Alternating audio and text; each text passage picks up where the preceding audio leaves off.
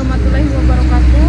Saya Yuliati Ningsih, NIM 8568601. Saya dari mahasiswa Universitas Terbuka dari Pokjar Manak, Bengkulu Selatan. Di sini saya akan melakukan kegiatan praktikum IPA yaitu tentang simbiosis.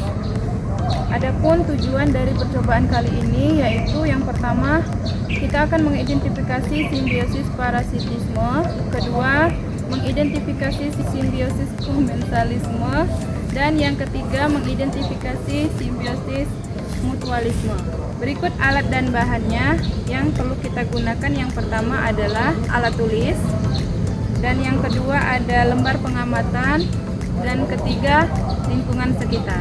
Jadi untuk hasil pengamatan kali ini saya kebetulan menemui pohon paku yang tumbuh di pohon sawit. Nah, untuk tumbuhan paku yang melekat pada pohon sawit ini merupakan contoh simbiosis komensalisme, yang artinya hubungan dua spesies makhluk hidup di mana yang satu diuntungkan sedangkan yang lainnya tidak dirugikan atau tidak diuntungkan. Dalam hal tersebut, tumbuhan paku mendapatkan keuntungan dari pohon sawit tersebut karena tumbuhan paku mendapat tempat tinggi untuk melakukan fotosintesis.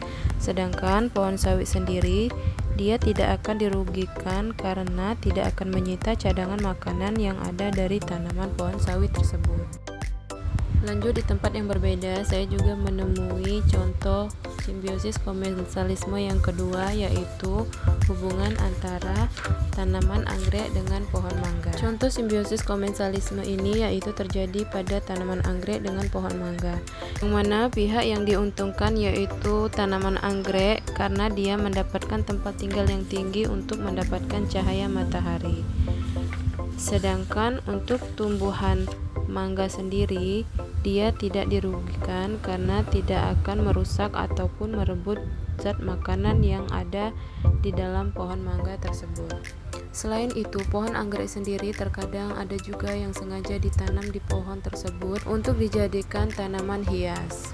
Selanjutnya untuk contoh yang ketiga, contoh simbiosis komensalisme ini yaitu terjadi pada tanaman sirih yang tumbuhnya merambat dan menyesuaikan dengan tanaman yang ditempatinya atau tanaman inangnya. Tumbuhan sirih ini mendapatkan keuntungan yaitu dia mendapatkan tempat tinggal yang tinggi untuk mendapatkan cahaya matahari untuk melakukan proses fotosintesis.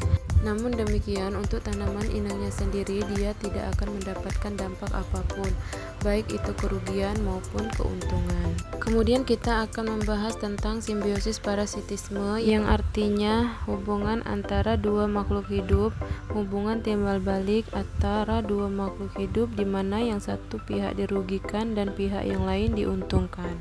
Contoh simbiosis parasitisme terjadi antara nyamuk dengan manusia, yang mana nyamuk akan menyerang saluran darah pada manusia, dan tentunya kejadian ini sangat merugikan manusia karena bisa menyebabkan kematian. Dan untuk nyamuk sendiri dia mempunyai keuntungan yaitu dia mendapatkan makanan serta nyamuk dapat menyebarkan penyakit dan berkembang biak. Selanjutnya, simbiosis parasitisme ini terjadi antara tumbuhan mangga dan benalu. Benalu sesungguhnya memiliki klorofil dan bisa melakukan fotosintesis sendiri. Namun karena benalu tidak punya akses akar yang menuju ke tanah, hingga dia mengambil alih air dan unsur hara dari pohon mangga tersebut. Sehingga tanaman pohon mangga ini dirugikan sebab separuh hasil dari penyerapan akar digunakan untuk perkembangan tanaman benalu. Kemudian contoh simbiosis parasitisme yang ketiga terjadi antara kutu dan rambut manusia, yang mana kutu akan memperoleh keuntungan dikarenakan ia akan mendapatkan makanan dengan cara menghisap darah dari kulit manusia. Sedangkan manusia sendiri akan merasa dirugikan karena darahnya dihisap dan menyebabkan gatal-gatal pada kulit kepala. Selanjutnya, simbiosis parasitisme antara jamur panu dengan manusia. Jamur panu mendapatkan keuntungan karena ia memperoleh tempat hidup sekaligus makanan dari penyerapan protein di kulit manusia. Sedangkan manusia dalam hal ini dapat mendapatkan kerugian karena merasa gatal dan ketidaknyamanan. Nah, sekarang kita akan membahas simbiosis mutualisme, yang artinya suatu interaksi antara dua makhluk hidup yang saling menguntungkan kedua belah pihak. Jadi, ketika terjadi interaksi antar dua makhluk hidup yang berbeda, maka keduanya akan mendapatkan manfaat. Contoh simbiosis mutualisme yang pertama adalah terjadi antara kupu-kupu dan bunga, yang mana kupu-kupu akan dapatkan keuntungan dari mendapatkan nektar dari bunga tersebut, dan bunga sendiri akan dibantu oleh kupu-kupu ini untuk membantu penyerbukan. Kemudian contoh simbiosis mutualisme yang kedua yaitu terjadi pada semut rangrang dengan tumbuhan. Semut rangrang sendiri akan mendapat keuntungan dari tumbuhan yang dihinggapinya karena dia akan mendapat tempat tinggal dengan membuat sarang pada tumbuhan tersebut. Sedangkan pada tumbuhan sendiri dia akan mendapat keuntungan dari semut rangrang karena dia merasa terlindungi dari serangan hama apapun.